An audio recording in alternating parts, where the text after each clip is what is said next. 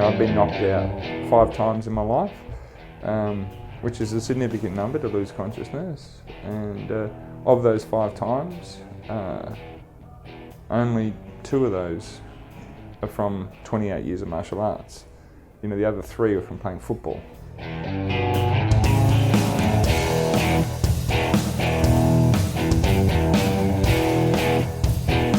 When I first saw jiu-jitsu, I was looking at it just going, I don't want to do that, because it looked massively intimidating. But when I got in there and started doing it, it felt completely different to what it looked like, and it was just an amazing experience. It was heaps and heaps of fun. Very, very hard. Like physically, it is very demanding, particularly when you don't know anything, because everything is just a really kind of messy wrestle of power. But as you get more and more technical, it becomes more fluid. Does it look wild when they're fighting each other? I suppose in a funny way to some people that don't do the sport, it does. It's kids punching on, getting hurt, getting hit. But you've got to remember that both kids in the boxing ring have been taught by instructors, so they both know what they're doing.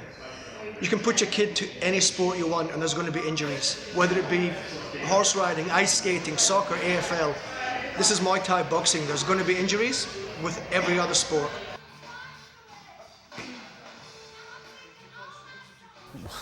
Like if you talk about like AFL football players, there's a certain kind of idea that people get in their head about, the way that the men behave and the things that they get away with because they happen to be good at that particular sport.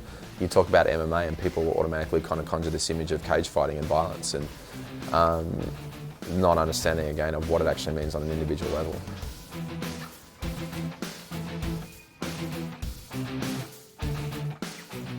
Are we talking about, is when you say aggressive, do you really mean violent? Because those 2 things aren't the same thing. The violence comes about in violating someone's will and wishes. When we're talking about training, or fighting, it's not about that. It's consensual adults expressing themselves in a very particular way.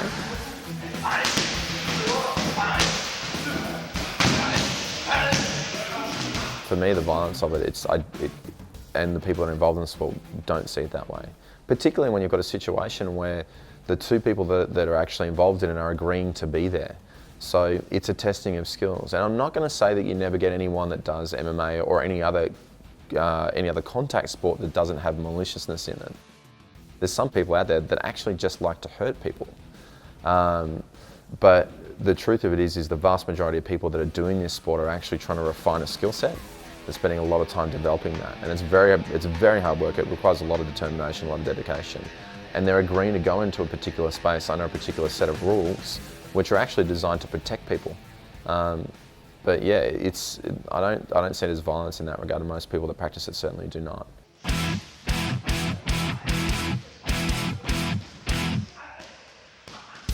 How do you control the aggression? It's in the question. It's controlled aggression.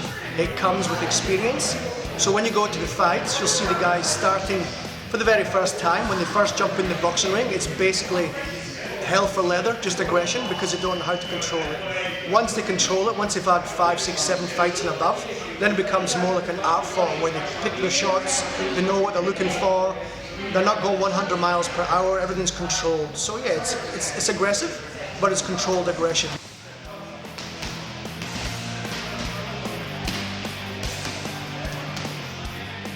As soon as you involve strikes, obviously people see that blunt force trauma it's something that is quite scary and quite confronting. Particularly if you put it in the context of it being in a cage, it looks like a different thing. Not understanding again that's actually the safest space for it to be in. They won't allow. You can fight MMA, but you can't have a cage. It's ridiculous.